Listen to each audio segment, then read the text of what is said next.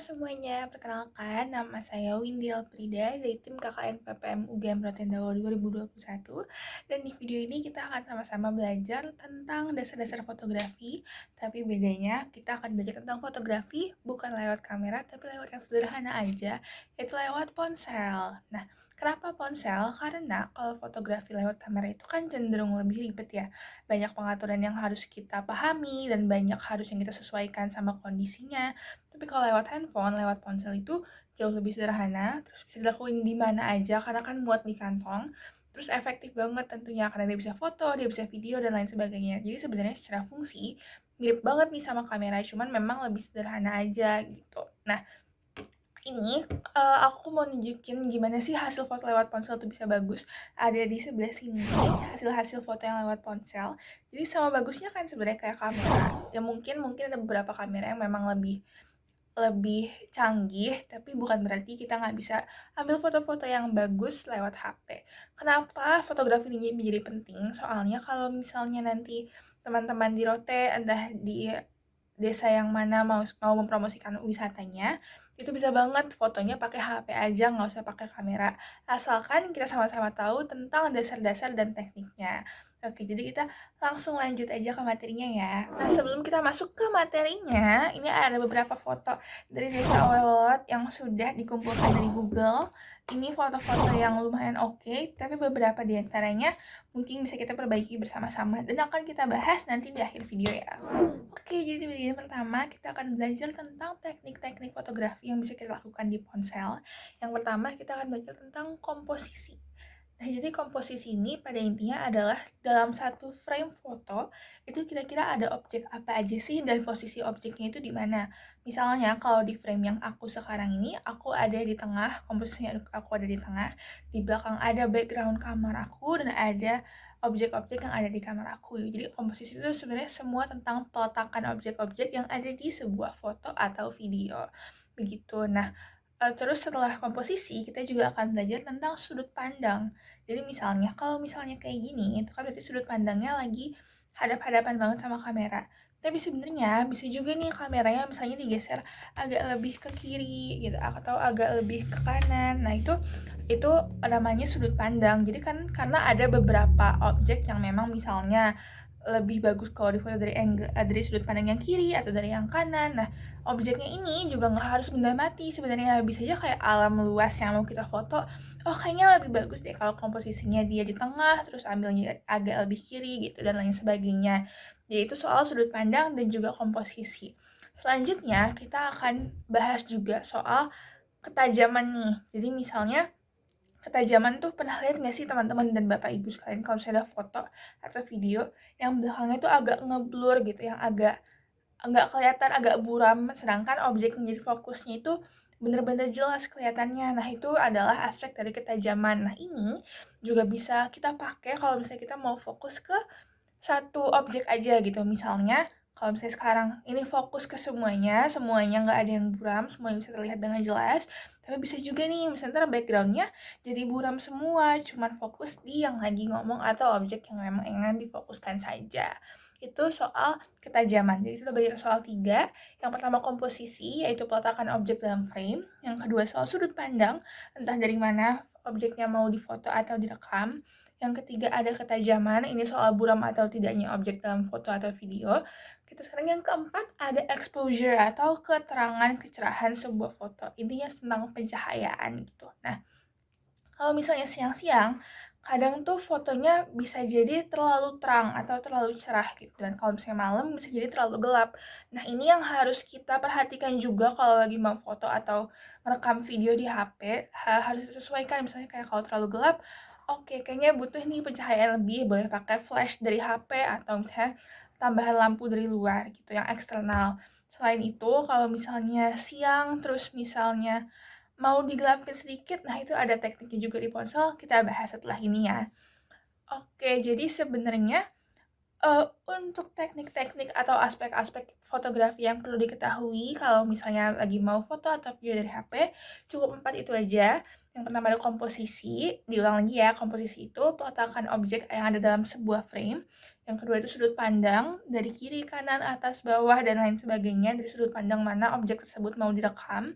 Yang ketiga ada ketajaman, yaitu buram atau fokusnya objek-objek dalam foto. Dan keempat ada pencahayaan. Oke, sekarang kita akan masuk ke bagian selanjutnya, yaitu fitur-fitur yang ada di sebuah kamera ponsel. Jadi sebenarnya kamera di HP kita itu bisa ada fitur apa aja sih yang kita gunain untuk mempertajam keahlian kita menggunakan aspek-aspek fotografi yang tadi. Jadi kan tadi ada 4, ada komposisi, sudut pandang, terus ada ketajaman, dan juga pencahayaan. Nah, di HP ini akan ada peraturan-pengaturan yang bisa membantu kita untuk mempercantik foto kita lewat 4 komponen tadi. Nah, apa aja fiturnya? Kita langsung aja bahas dari yang pertama. Jadi, yang pertama ada grid.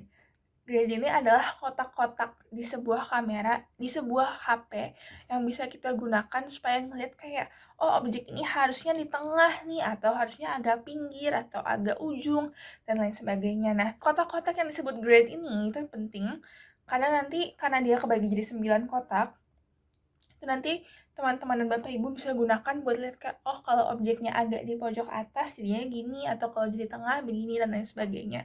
Itu juga akan membantu nanti simetris atau enggaknya foto itu, karena kan simetris juga penting untuk sebuah foto. Yang kedua fiturnya adalah fitur rasio aspek. Rasio aspek ini tuh perbandingan antara panjang dan lebar dari sebuah foto atau video yang mau kita ambil di HP kita. Jadi misalnya, kalau misalnya mau foto yang agak-agak lebih kotak, itu bisa ambil yang 1:1 atau 4:3 dan lain sebagainya. Tapi kalau mau agak lebih panjang, entah ke samping atau ke atas, itu bisa ambil rasio yang 16:9 atau 9:16. Dan ini juga tergantung foto atau videonya itu mau vertikal atau berdiri tegak lurus atau horizontal, tiduran memanjang ke kanan ke kiri gitu. Nah, selain ngomongin perbandingan panjang dan lebar, rasio aspek ini juga penting. Kalau misalnya nanti fotonya itu mau diedit. Jadi misalnya, kalau misalnya sekarang kan rasionya 16:9 nih yang di HP aku. Nah, tapi jadi kalau 16:9 kan makin lebar.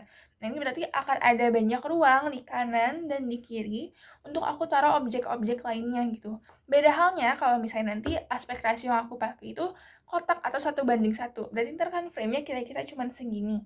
Nah, itu nanti nggak banyak objek di sini yang bisa aku taruh. Jadi ruangan untuk menaruh objek, menghias-hias frame-nya, menghias fotonya, menghias video itu makin sedikit kalau dia memang makin sempit. Jadi itu rasio aspeknya, perbandingan panjang dan lebar frame-nya bisa digunakan untuk itu juga. Kemudian selain aspek rasio, kita juga bisa menggunakan fitur penghitung mundur waktu atau timer. Ini bisa digunakan kalau misalnya teman-teman dan bapak ibu mau taruh HP-nya di suatu tempat, misalnya taruh di kursi atau di meja gitu, terus di timer, terus ya udah deh baru foto gitu. Jadi ini bisa digunakan kalau misalnya emang HP-nya mau ditinggal aja, nggak bisa dipegang terus ngefotoin gitu. Misalnya kayak kalau lagi pergi ke suatu tempat wisata, terus semuanya mau ikut foto gitu, nggak boleh ada yang nggak ikut foto. Kalau selfie kan atau pakai kamera depan kan kadang agak ribet ya, karena kayak belum tentu semuanya bisa masuk, bisa kelihatan gitu. Nah, bisa gunain fitur penghitung mundur waktu ini dengan taruh HP tadi itu. Ntar tinggal pencet timernya mau 2 detik, 3 detik, 5 detik, dan lain sebagainya, tergantung HP masing-masing. Terus tinggal foto deh, gitu. Selain itu, kita juga akan bahas tentang resolusi foto. Kalau di HP sendiri, resolusinya ada beberapa pilihan kayak gini di HP biasanya. Nah, ini tergantung, makin tinggi resolusinya, biasanya kualitasnya makin bagus, dan sebaliknya semakin rendah resolusinya, berarti kualitas fotonya mungkin akan semakin pecah-pecah atau warnanya kurang bagus, dan lain sebagainya. Begitu. Nah, kemudian yang penting lagi adalah tadi soal karena tadi kita udah bahas soal ketajaman. Nah, di HP ini ada fitur untuk memilih titik fokus gitu. Caranya adalah kalau misalnya lagi buka kamera di HP, terus misalnya mau fokus di tengah nih, di objek yang di tengah. Nah, itu teman-teman dan Bapak Ibu tinggal klik aja di bagian yang mau difokusin, diklik, ditahan beberapa lama, nanti kameranya akan secara otomatis fokus ke objek yang diklik itu. Jadi misalnya pas lagi mau foto kayak gini, terus mau fokus di objek yang di tengah, ntar pas buka kamera tinggal diklik gitu aja, ntar dia akan autofocus. Nah, sama misalnya objeknya mau yang di ujung kanan atau di atas atau di bawah, tinggal diklik dan ditahan aja, nanti dia akan autofocus sendiri. Selanjutnya ini ada fitur yang mungkin kita hampir semua dari kita udah tahu, yaitu fitur flash atau lampu tambahan di HP, kamera belakang atau kamera depan juga ada beberapa sekarang yang udah ada flashnya. Nah, kalau misalnya lagi gelap, itu misalnya bisa pakai flash aja biar makin terang gitu, atau misalnya kalau lagi foto di pantai, karena di Rote banyak pantai ya, misalnya pas siang mau foto di Rote terus kayaknya wajahnya agak ketutupan sinar matahari nih jadinya kurang terang gitu. Nah, itu bisa juga pakai flash karena ntar akan lebih fokus ke wajah yang difoto begitu. Oke, jadi mungkin itu aja kalau dari fitur-fitur kamera yang bisa dipelajari. Abis ini silahkan langsung cek kamera di HP masing-masing dan pelajari fitur-fiturnya ya. Oke, sekarang kita akan bahas foto-foto yang tadi di awal sudah ditunjukkan. Tapi kan kita udah belajar tentang aspek-aspek fotografi di HP, kita juga udah belajar tentang teknik-tekniknya. Nah, ini kita akan coba sama-sama memperbaiki foto-foto yang kayaknya bisa dia lebih cantik gitu. Nah, pertama ada foto ini. Jadi foto ini diambil dari Google, kalau keterangannya sih memang di Desa Oelolot gitu ya. Nah, yang bisa kita perbaiki dari foto ini adalah kalau misalnya pas lagi ngefoto mungkin secara sudut pandang dia nggak usah terlalu ke bawah, karena kan di bawah ada banyak pasir-pasirnya ya. Sedangkan mungkin akan lebih bagus lagi nih kalau fokusnya ke lautnya dan ke langitnya aja. Jadi tetap ada bagian pasirnya, bagian tanahnya, tapi nggak usah sebanyak itu. Jadi secara sudut pandang, kalau misalnya foto di HP, dia nggak usah terlalu ke bawah gini, tapi mungkin bisa agak ke atas gitu. Nah, selain itu, setelah difoto, foto ini juga bisa diedit nih, jadi warnanya dibikin lebih terang dan tidak terlalu mendung. Karena kan kalau pantai pasti sebenarnya pengennya yang kayak cerah dan hangat gitu-gitu ya. Nah, itu jadi bisa kita gunakan untuk mengedit foto ini. Kemudian ada foto dari SD GMIT Oelolot. Ini foto pintu doang sebenarnya. Sebenarnya mungkin kayak emang kenapa sih kalau foto pintu gitu loh. Nah, walaupun kelihatannya nggak penting, tapi foto pintu ini tuh sebenarnya bisa dibikin bagus juga nih. Ada beberapa referensi foto pintu yang bagus. Oke, nah jadi kita bahas soal sudut pandang lagi. Kalau misalnya foto ini kan juga agak ke bawah ya.